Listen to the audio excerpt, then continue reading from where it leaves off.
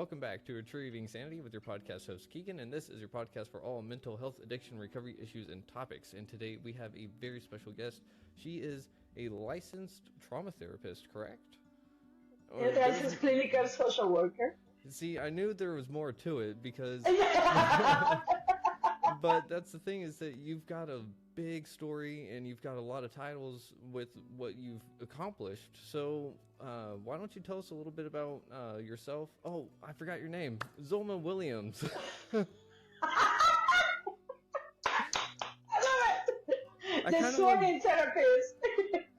I kind of want to restart that, but everyone, let's welcome Zulma Williams, the trauma therapist, to Retrieving Sanity. Why don't you tell us a little bit about yourself, where are you from, stuff like that? Sure. Good morning, everybody. Thank you for having me on the show. This is awesome. I'm Zulma Williams. I was born and raised in Buenos Aires, Argentina. I came to the United States at age 31. And about age 42, I was working in an accounting department in a big corporation. And I was reflecting about my future, and I was like, I'm not sure I want to keep doing this for another 25 years. So I started school at 42. I started my bachelor's of social work, and then I graduated at 46. And 6 weeks later, I was on track to do my master's and then become independently licensed. But 6 weeks after I graduated with my bachelor's of social work, I got diagnosed with breast cancer.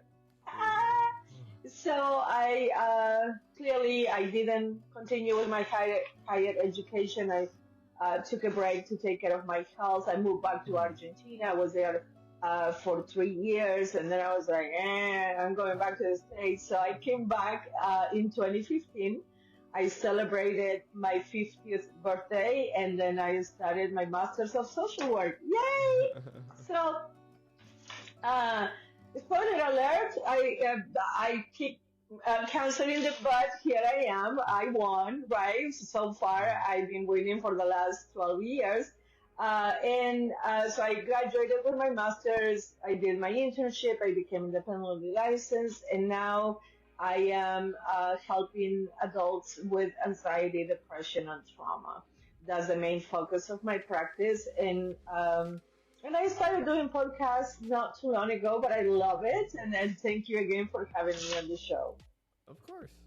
Well, thank you very much for being on the show. And man, it sounds like you've got a lot of life experience behind you. And it's Yes. so great that you're using that to help other people get better. Second of all, I'm so glad that you were able to beat cancer, or at least I assume you did, because you're still here, right? Yes, I am cancer-free. I have been cancer-free for 12 years so far. Yes. So, Awesome. yes. Fuck cancer. Yes, and I do have a t-shirt that says "fuck cancer." I love it. But it sounds like you decided to kind of restart your life, and you had foundations already set, you had roots and everything, and you just decided, nope, I'm ready for something new. Is that it? Absolutely. So I love numbers. Numbers are so black and white, unlike people, right? Like Yeah. numbers, 2 plus 2 is 4 here in Argentina, in China, it doesn't matter. Mhm. I love numbers, but I was kind of like, I was not feeling fulfilled. So, and I always had this thing for helping others. Like I have people come to me and tell me stories, and then they say, oh, I never told that to anybody. Mhm. But they were feeling better after they shared that with me. And I bring this common sense approach to my practice. And so I will tell you what I think and how I see it. And people will be like, oh, thank you for that. And then they will apply it. So I was like, well, fuck it. I'm going to start charging for it. So what do I need to do in order to be licensed? I need to go to school. And I did. It doesn't matter. Like I wanted to go to school so bad that not even cancer stopped me, right? Like, so my motto is, I had cancer didn't have me. And we can apply that to any challenge. that anybody's going through life, right? Like if Yeah. anything, cancer came to show me how bad I wanted to be a therapist because Ah. it delayed me, but it didn't stop me. Like if I would have given up and say like, oh, okay, I'm gonna go back to doing accounting. I'm not gonna continue my education. Nobody would have said anything, right? Like, oh, why are you giving up? I had Mm-hmm. cancer, but it was like, no, I'm gonna take care of my health, but I'm not giving up on my dream. And Mm-hmm. that's what I want to inspire people to do. Like, it's never too late. Yeah. So just go for it, right? Like, I mean, when I have clients who tell me like, oh no, I'm too old to go back to school. Like, motherfucker, I was 50, and when I started my master's, and English is not my first language, was your excuse, right? Like, you're barking at the wrong tree.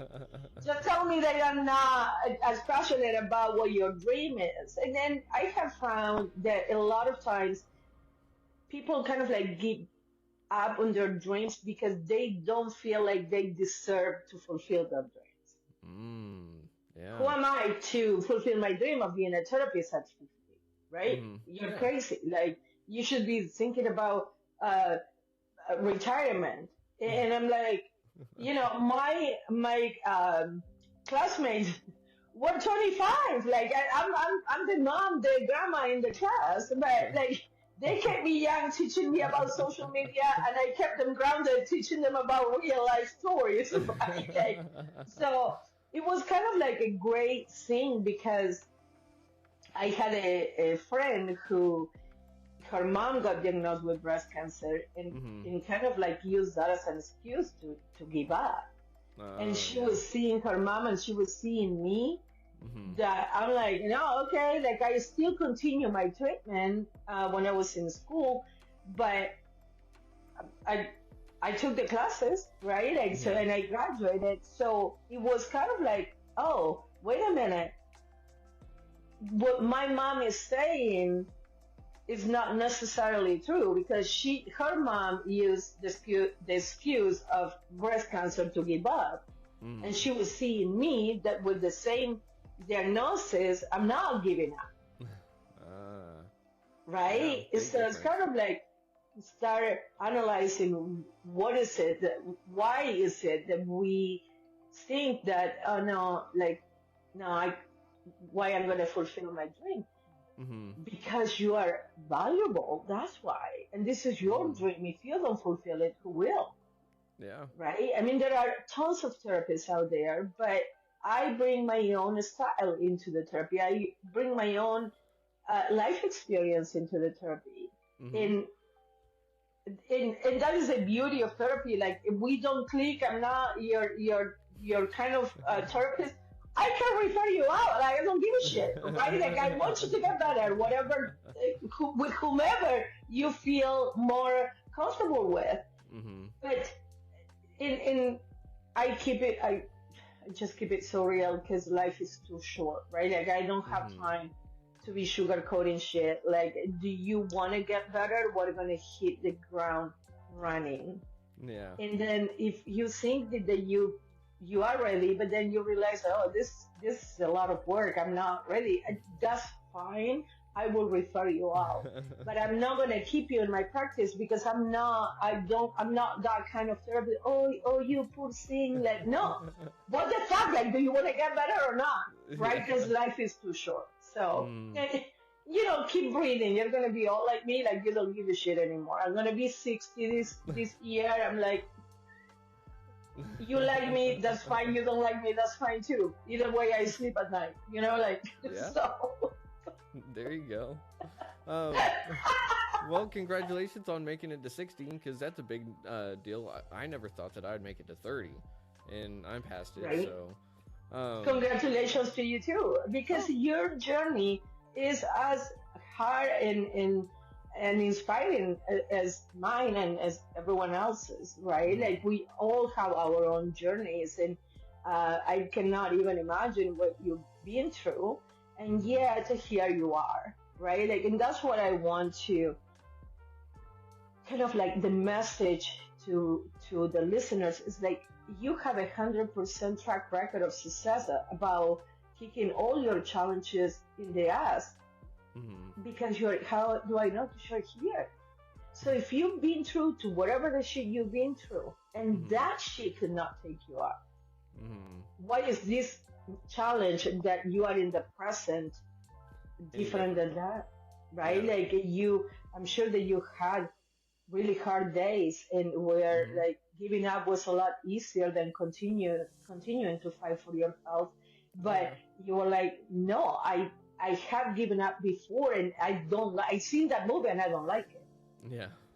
Right? Yeah, yeah. It says like, and you just keep breathing and keep doing it one day at a time. You're gonna get to 60 too, like. And so it's like the time will pass anyway.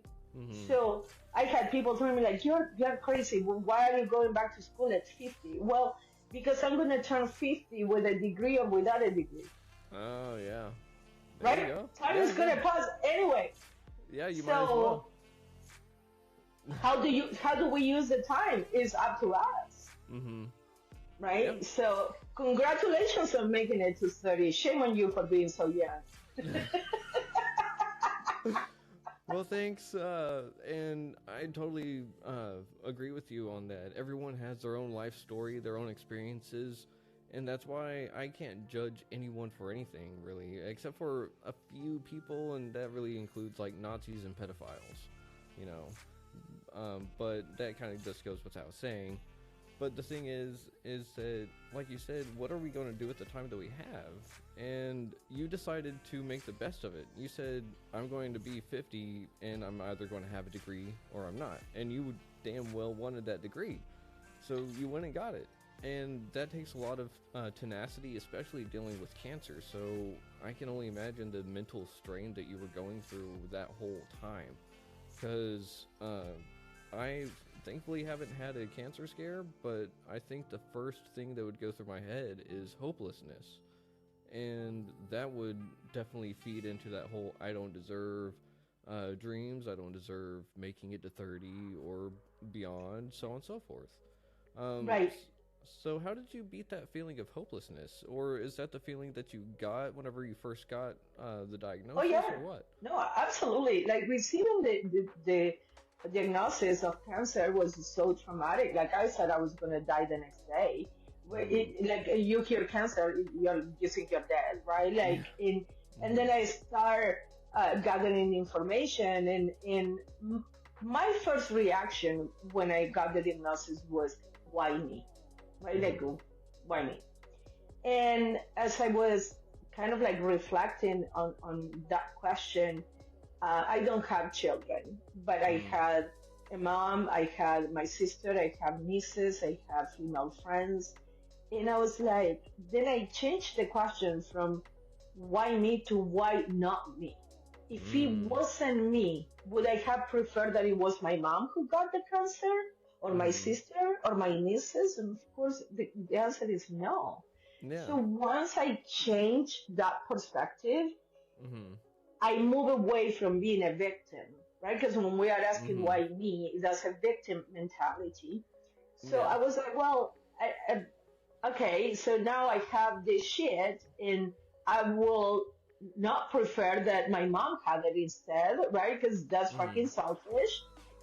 So, okay, now what I'm going to do with this, right? And I have choices. We always have a choice. We can give up. Like I could sit in the corner and cry myself until death came, or I can choose to get up and fight.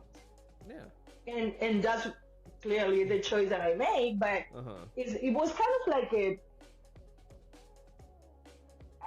trying to move away from that victim mentality, that why me, right? Yeah. You're making a choice every day. Today you're not gonna, you are stronger than your drug of choice. So today, and how did I do 12 years? One fucking day at a time. Yeah. Right? So one treatment at a time, one pill at a time, one injection at a time, one doctor's visit at a time. So yes, I was hopeless at the beginning, and then I was like, no, you know what? Even if I don't succeed and I die, at least I try not to, right? So I'm going to die fighting, basically.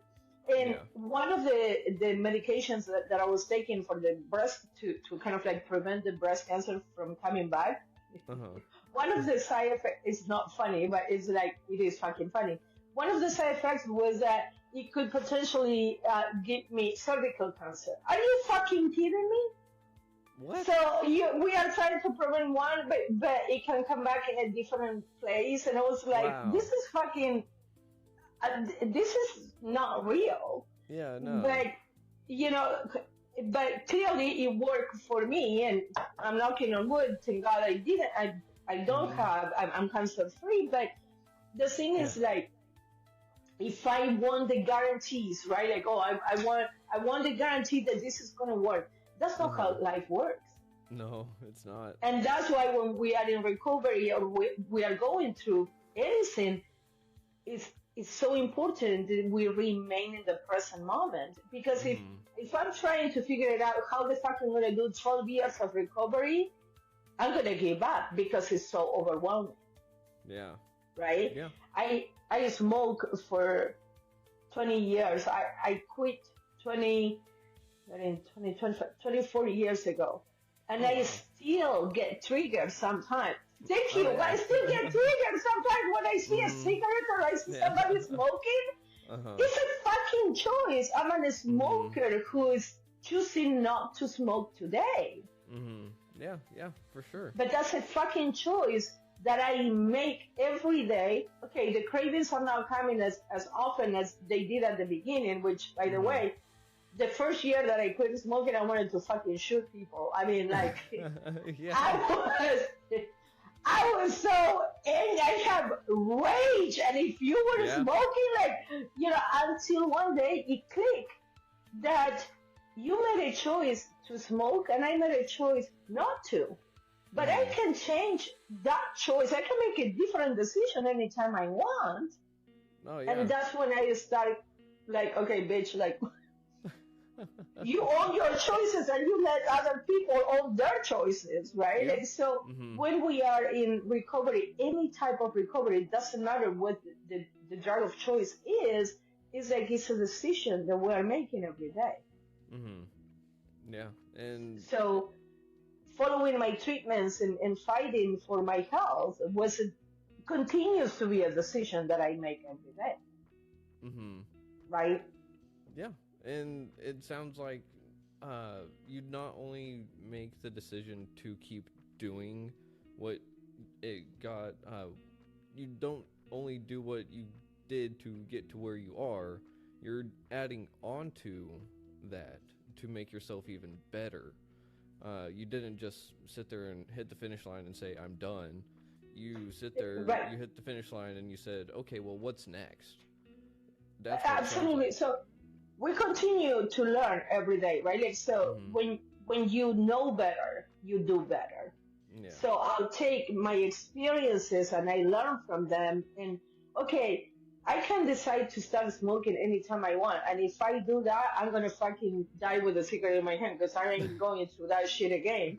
But I already seen that movie and I know that I don't like it. I don't like how I feel. I don't like how I smell. I can create the cancer to come back. So I'm like, okay, what is the long-term benefit of the short-term reward of smoking a cigarette right now? I seen that movie and I don't like it. So it's kind of like, it doesn't match with what I've been fighting so long and so hard for the cancer to not come back, and I'm going to go and start smoking again. It doesn't kind of make sense. But sometimes when the craving is there, or I'm watching a movie and I'm getting triggered, like, I'm like, oh my God, like that looks so good. Bitch, come back to the present moment. Like, because you know better now, so you do better. Right? Like, so we take the experiences in our lives. Where is the lesson in that experience? If we can find a lesson, then that experience is not wasted time. Yeah. So we take what we learn and then we start doing better. Mm-hmm. And don't you think it's hard sometimes to find the lessons in rough experiences? Oh, absolutely. And that's why we need community and we need groups and we need therapists and we need other professionals to help us find and change that question from why me to why not me, or what is the lesson. Like, I cannot see the lesson. And a lot of times when we are going through shit, it's so hard to see the lesson. But when we reflect to our past experiences, like, oh, if that didn't happen, that wouldn't happen. And you start you connect the dots and you're like, oh shit, it kind of like makes sense. Now, the bigger plan. But in the moment, like I always say, when you are in the picture, you cannot see the picture, right? Yeah. What I see in you, all the potential, who you are, how I see you, you're like, yeah, no, bitch, like fucking go to the doctor, you need glasses. Because you don't believe it. But you don't see what I'm seeing. Because when you look in the mirror, it's so hard. And we are our worst enemies, right? Like it's our mental health, the fights with our mind about like, no, you're going to fail again, or you don't deserve it, or you are nothing, or you are worthless, or nobody cares, or whatever. Like, the world is better without you in it. Who the fuck told you that, right? Sometimes we believe that, oh, I'm a burden to other people. And if we relapse, if we are in recovery, if we are fighting so hard, and it's like, I'm so tired of fighting. When you are tired, you need to rest. You don't give up, right? Like a lot of times when we are dealing with suicidal ideation, which is very serious, by the way. But and please, if you are dealing with suicidal ideation, seek help. And a lot of times, right. And a lot of times, I ask my clients, like, do you want to die, or are you tired of the pain? That's a good question. And a lot of times, the answer is, I'm tired of the pain. But we live in such a black and white, so it's like, okay, if I don't want to feel the pain anymore, I must die, right? But not necessarily. There are other ways that we can deal with the pain that don't imply that you need to be alive for that, right? Like, so it's kind of like, do you really want to die, or you want to stop the pain? That's the big question. And we are tired. We are tired of the pain. We are tired of fighting. We are tired of, like, when the fuck will I get a break? And you are not going to see that break unless you keep breathing, basically. So I always say, when you are tired, take a break, but don't give up. You being in this earth is, you are alive for a reason, because you bring something to the world that no one else can. No one. That's true. No one else. So but you don't believe that, right? Like, when I'm telling you that, and you are in the midst of like, I'm fucking worthless, you're like, shut the fuck up, bitch. Like, I don't want to hear that. Because it doesn't match with your own image of, I don't deserve to be here. And I will argue that don't fucking believe your brain simply because your brain is telling you shit.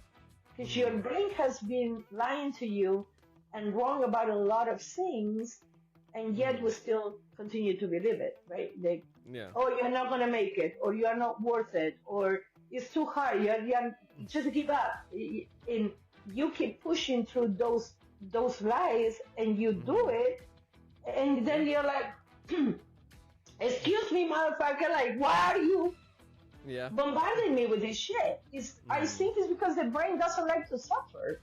And when we are fighting, that's so fucking hard. It's just a lot easier.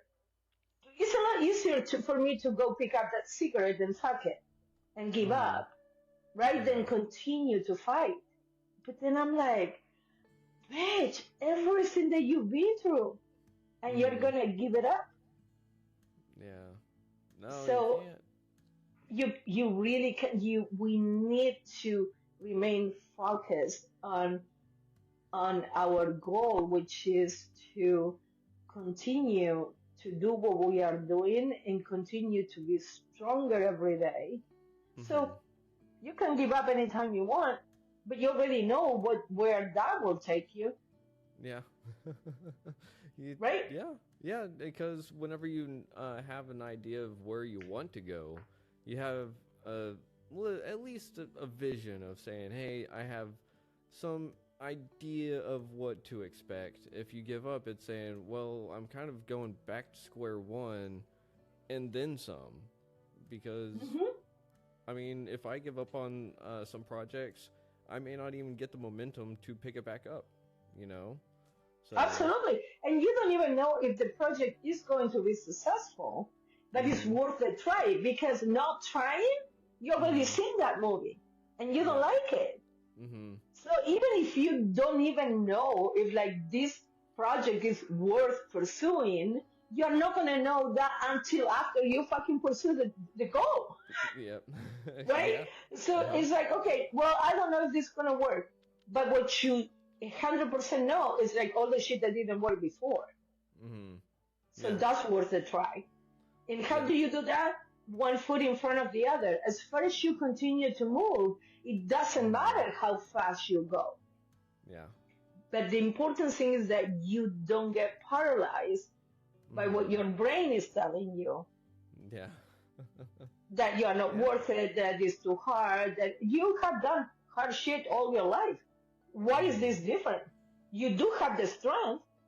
mm-hmm, So, well, but I'm tired. Fucking take it up, but don't give yeah. up, right? It's usually, yeah, it's probably because the situations are either new or they might just represent old situations that just remind them of that pain.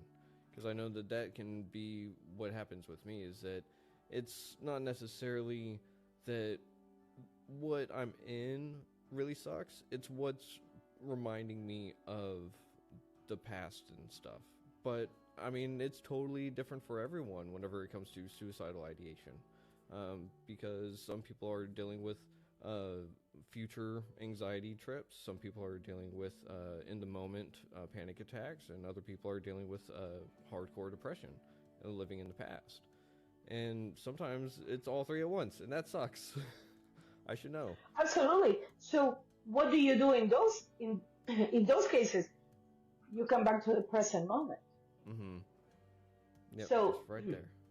when life gets so hard, right? Like in this present situation can trigger shit from the past that you Mm-hmm. don't want to go through again, right? Like, and that's Mm-hmm. where the wisdom of analyzing the situation in the past and saying like, no, I already seen this movie and I don't like it. That's when you apply it right now so that you Mm-hmm. make a different decision moving forward.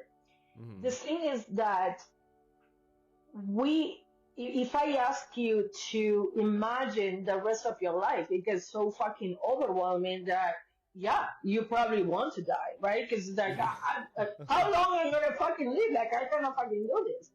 But Mm-hmm. we break it up. If I tell you, can you keep pushing through one day at a time? Yeah. Well, yeah, but sometimes one day is too long. Mm-hmm. Okay, can you push through whatever shit you're going through? Can you push through 15 minutes? Mm-hmm. Well, yeah, I can do that. Okay, 4 of those make 1 hour. Mm-hmm. 24 of those make 1 day. 7 of Mm-hmm. those make 1 week, and so on and so forth, right? Like, so, what Mm-hmm. I'm asking for you to do is push through the next 15 minutes and then rinse and repeat. Because if you keep pushing through 15 minutes instead of 1 year or even Mm-hmm. one day, Yeah. right? Is Mm-hmm. okay, can I do this for another 15 minutes? Yeah, shit. Well, fuck it. I keep pushing for another 15 Mm-hmm. minutes. Yeah. I'm not asking you to push through the next 20 years of your life, the next Yeah. 15 minutes. So we trick the brain into manageable pieces. Instead of 20 years, I'm asking you for 15 minutes. Okay, yeah, well, shit, I don't like it, but I pushed through 15 minutes. Okay, that's all what I'm asking you to do, the next 15 minutes, right? Because anxiety, as you mentioned, is about trying to control the future. And depression is about trying to change the past. Neither one of those things is possible. But what you do have 100% control of is how do you respond to what is going on. So if you come back to the present moment, if we could all live in the present moment, I wouldn't have a job because nobody will be depressed or anxious. Yeah. Because we are in the present moment. Right now, we are in the present moment. We are having this conversation. It doesn't matter what's going to happen on the meeting on Wednesday. I'm fully focused on what I'm doing right now. So I'm not anxious about that because I'm not allowing my brain to go there. And some people have a problem putting a leash on their brain, though. How do you put a leash on it? Absolutely. So first thing is to take a deep breath. First is to remember that you are the CEO of your life. And your brain is one part of that table that is giving advice or voicing opinions or whatever. But you are the fucking CEO. You decide who you are going to pay attention to. Oh no, this is not going to work. Oh no, like we are tired. Oh no, like, okay, like why the fuck do you keep paying attention to that naysayer in your meeting, right? So first to remember that you are the CEO of your life. And your brain is one part of that. Your mind is one part of that, not all of it. So you still are in charge. So as the CEO, you take a deep breath, you make your stomach like a balloon, and then as soon as you exhale, you either describe something visually, it's a picture, it's a black frame, it has white matting, blah, blah, blah, or you touch something, you use your senses. You cannot be thinking about that meeting on Wednesday and describing the picture on the wall. You can't, it's impossible. So you are sending a message to the brain, like, I know you want to freak out about that meeting, but we are going to describe the picture on the wall because I'm the fucking CEO. Right? Okay. So you take that deep breath that brings oxygen to your entire system, and then immediately after you do something with your senses. Put a piece of candy in your mouth and describe how it tastes. It doesn't matter, but you're using your senses, right? You are bringing yourself to the present moment. Another, which is called a grounding technique, because you are fully present, you are fully grounded. Another grounding technique that you can use in any kind of occasion, like let's say you are in a meeting or you are at the doctor's office or whatever, you take that deep breath in kind of like in silence, like nobody knows that you are doing it, and then you trace your hand, and then so you inhale when you go up, you pause at the top of the finger, and then you exhale when you go down. Inhale, pause, exhale. Inhale, pause, exhale. Right? So you do the entire hand, and then you come back. You inhale, pause, exhale when you go down, right? And you come back.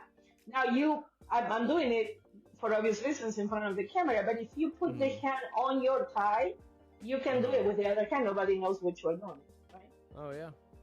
And you are using a sense, you are touching your hand, and you are using deep breathing. You are controlling your breath, right? Inhale, pause, exhale. So you're being very mindful of your breath. If you have children, I used to work with children a long time ago. I don't do that anymore. Not because of the children, but because of the parents. Okay, fix him. Like, no, bitch, like, what you want me to do with your kids 50 minutes when you have the kids 6 days, 23 hours, and 10 minutes? You know, like, we had to work on this together. Like, so, but for children, we use what is called the ball of soup. So you put your hands like you are creating a bowl, and the smell is, oh my God, it's so hot. We blow on it. So smell, blow. So when your child is getting dysregulated, you come down to the child's level, you do it together. You don't tell the child to do it, you do it together. You teach the child when the child is not dysregulated. So I have something fun that we can do together. Let's do it. So we start practicing. So then when you need to use it, you come down to the child's level and you tell the kid, let's do the ball really quick. You keep doing it until the child calms down. Right? Yeah. So we are using all these mindfulness, being in the present moment, and deep breathing and grounding techniques to remind our brain that I understand. So the brain is doing it because that's the brain's job, to create thoughts that are not necessary, but not necessarily they are true. Like, right? We are reacting to triggers because of the past experiences. So we think like, oh my God, if this happens, I'm going to react this way. But as you know, you can take a step, you can take a second, take that deep breath. Well, I'm in a different place right now. I learned my lessons. What decision I can make differently so that I don't go down that route, right? Yeah. It's about being in the present moment and remembering that, as we do with the children, right? Like when a child is throwing a temper tantrum, we're like, okay, just I still chopping the food because I need to make lunch, right? Like I'm not. Life doesn't stop because you want ice cream at fucking 10 o'clock in the morning. I'm the parent, and the answer is no. So the brain goes, it becomes like a 2-year-old throwing a temper tantrum 24/7. So you kind of like, okay, thank you for popping up, but right now we are making dinner, or right now we are describing the picture, or right now we are taking a deep breath, and we start kind of like not paying attention on what the brain, because with your child, when your child is throwing a temper tantrum, again, I don't have children, but I heard moms say time and again that the cry of a temper tantrum is different than the cry from something that is hurting. So as a mom, you know that the kid is trying to pull your leg, right? Like, don't cry. You don't fucking pay attention to that because you don't want to give in to the child manipulating you. And yet, we give in to our brain manipulating us all the time because we don't know better. So another thing that we can do to kind of like not believe those negative thoughts that I'm worthless or nobody cares or I'm unlovable or whatever the thought might be. There are negative thoughts and there are anxiety-provoking thoughts. Another thing that we can do is to actually give those thoughts a persona, right? Because I'm hearing like, oh, you're fucking stupid. And because it's my own voice, I believe it, right? But if we give it, like, think of someone who you don't like, a celebrity that you despise. I have a few in mind, but I'm not going to name names. So you give that thought, that person's voice. And because you despise that person, you're not going to believe it. Right? So when we get it, so you're thinking, I'm worthless, or nobody loves me, right? And you put that thought in that person's voice that you despise. And you're going to be like, fuck you. I have a lot of people who love me, right? Yeah. Yeah. Because that's a first reaction, like, who the fuck, you don't know me, right? Yeah. So we practice kind of like putting it outside of us. It's a lot easier to not believe it. Because I'm like, fuck you, like, I know people who love me. Yeah. But when I'm saying it to myself, it's like, yeah, well, maybe, but you're a burden to that people.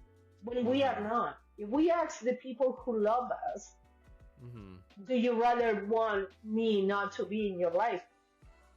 Almost 100% of the time, the answer is, I want you in my life. Yeah. I just want you to stop hurting because I love you. So when you are hurting, it hurts me. Yeah. Right? But when I'm believing that I'm unlovable, so when I do this exercise with clients and I ask like, does your mom love you? Well, she's my mom. I know a lot of moms who fucking despise their children. Being your mom is not a condition of loving you. Because do your children love you? Well, they're my children. Like, yeah, okay, I know a lot of children who don't fucking talk to their parents, right? Like, so we dismiss, if it's my mom, my significant other, my children, my friends, we dismiss that as, well, everybody has that. Yeah, but we dismiss it because it doesn't fit in the box of I'm not lovable. That's why we are dismissing it. Right? If you're fucking stupid, I'm stupid. Yeah. I'm a burden. And that means that you are 100% of that. So you are not smart at anything. You're really good at math. No, but you're stupid. Well, but everybody's good at math. No, it doesn't match that box that I'm stupid. When we are saying I am, it's 100%. So I am challenging. If you're stupid, if you're unlovable, if you are worthless, if you don't deserve to be here, and I'm challenging those thoughts with real things. I'm showing you that people do love you. I'm showing you that people have expressed time and again, you are not a burden. I'm showing you that that your contribution to the world is important. Because that doesn't match your box of your drawer that I'm stupid, you are going to reject it. Right? Yeah. Not because it's not true, it's because the brain doesn't like to be challenged.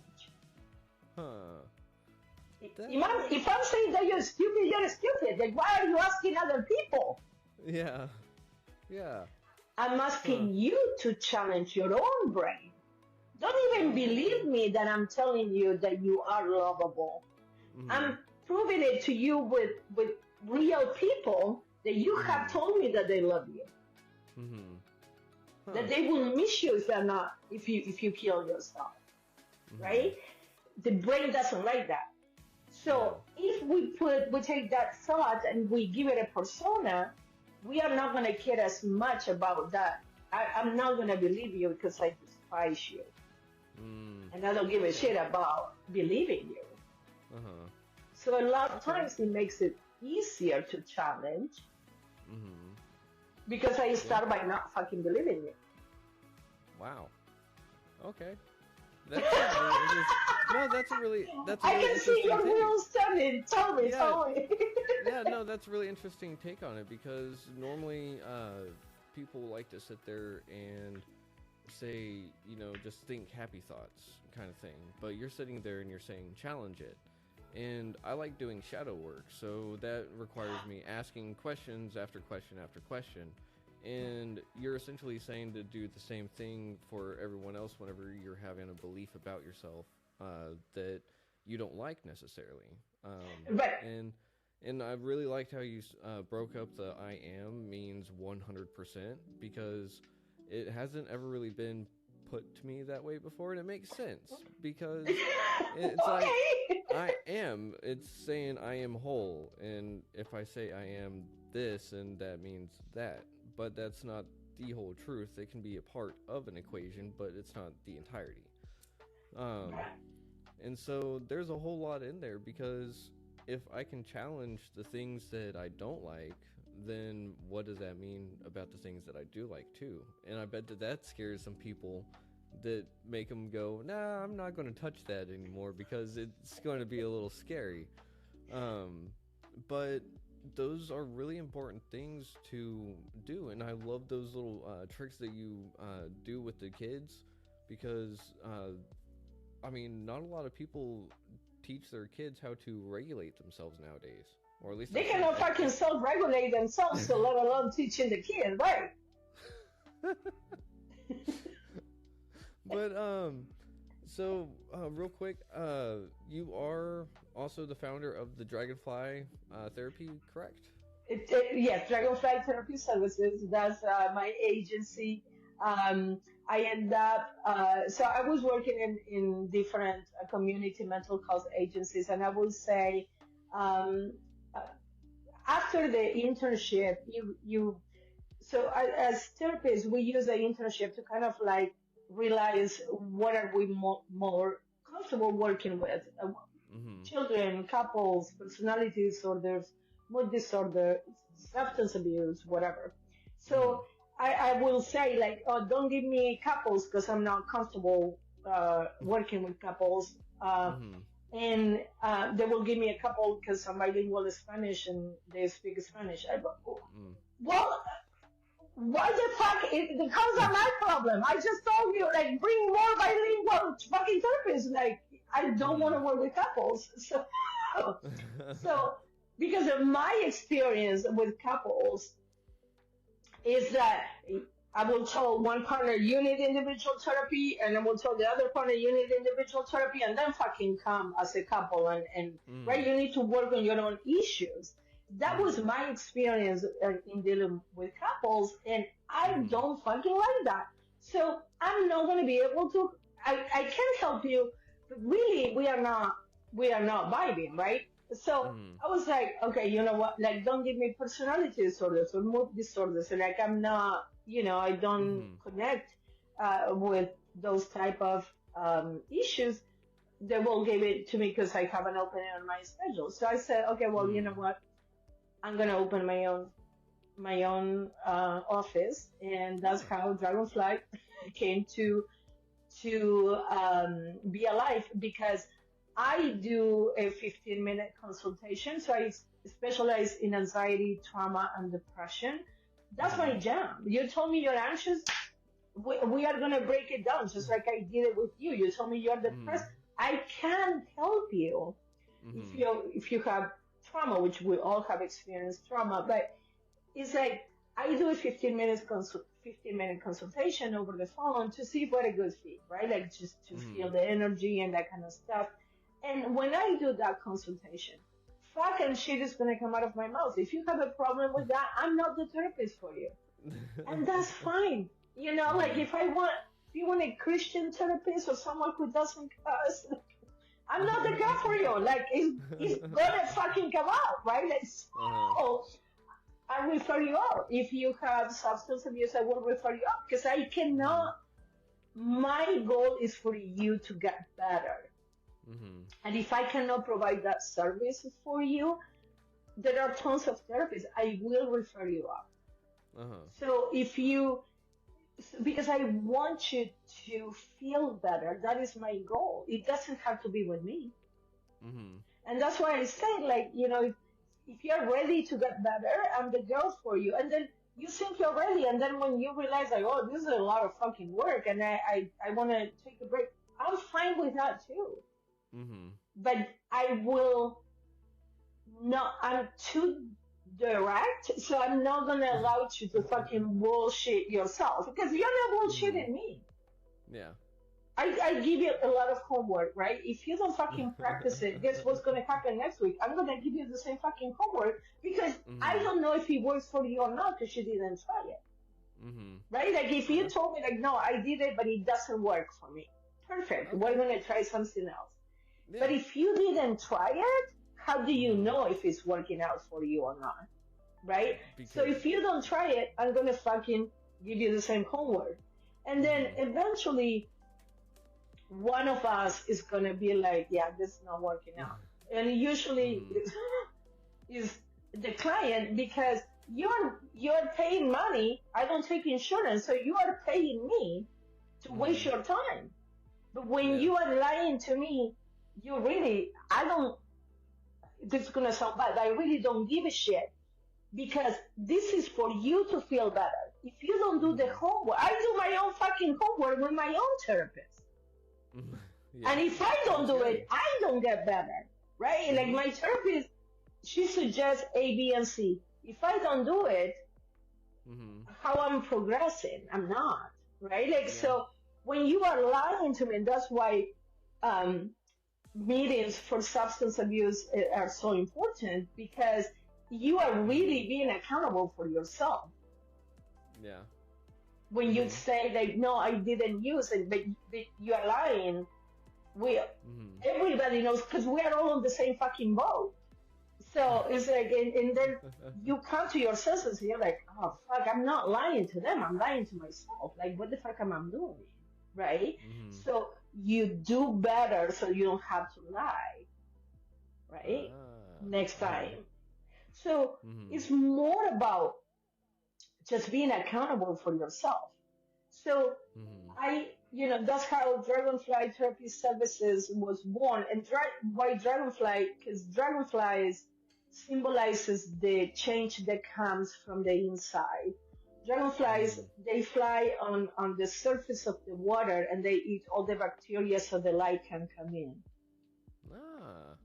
Interesting. So it's the light that comes from the inside. So that's why I love that symbolism. That is awesome. I love that. And dragonflies are also known throughout the world in multiple cultures as a warrior symbol.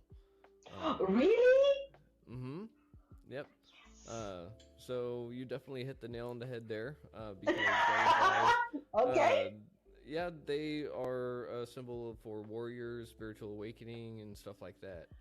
Okay. So I think that's awesome that you use that for your own services, and I'm so glad that you sit there and actually make sure that the patients that go to see you are a good fit, because some therapists don't do that, and that's what some people have experiences with, and that's why they say that they don't want to try to therapy again or whatever else. So for those listening, not all therapists are bad, so definitely find one like Zulma. Do they have... And definitely keep trying, right? Like, it's simply because we had a consultation doesn't mean you have to go with me. So if you're not feeling comfortable, try another therapist until you do feel comfortable. Because if you don't feel comfortable, you're not going to open up, because you are not going to trust me. Do you have a website that they can go to? Yes, it's dragonflytherapyservices.net. And I also have my Instagram is the swearing therapist. I put a lot of videos in there about mental health and different stuff. So check it out. Awesome.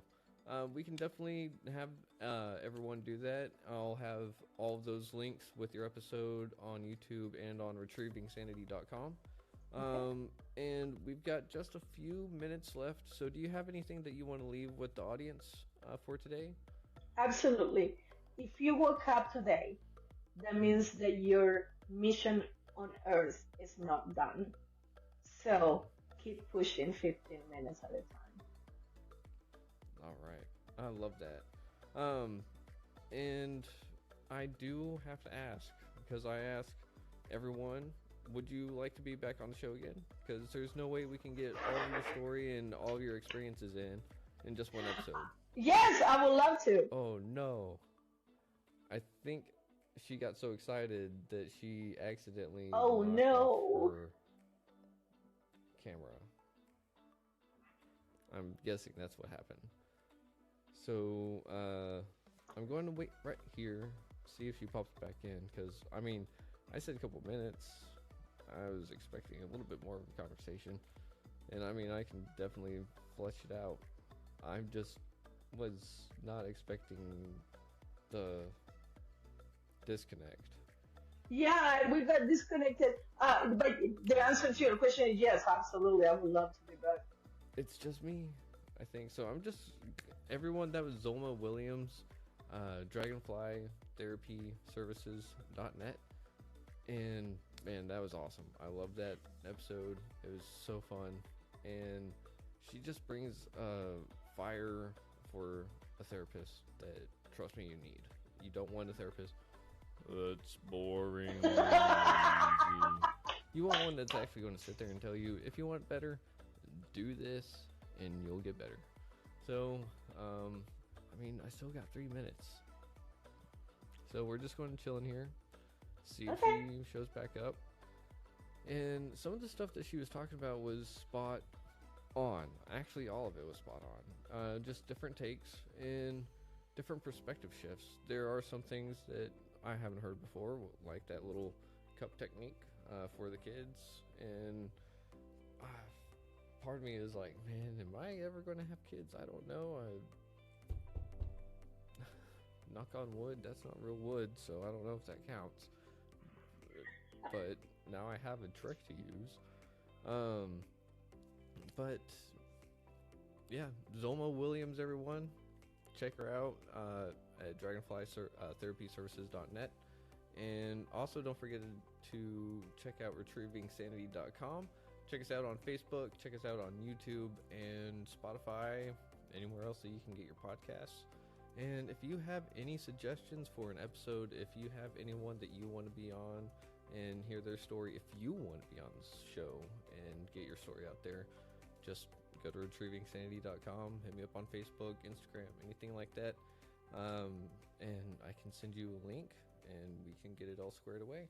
So with that being said, we're going to go ahead and end it a little early because I'm running out of stuff to say, because I was not expecting that disconnect again. So anyways, with that being said, check us out next week, and thank you for listening to Retrieving Sanity. I will see you next time, and until then, you just make sure you stay safe, stay sane, and stay lovable.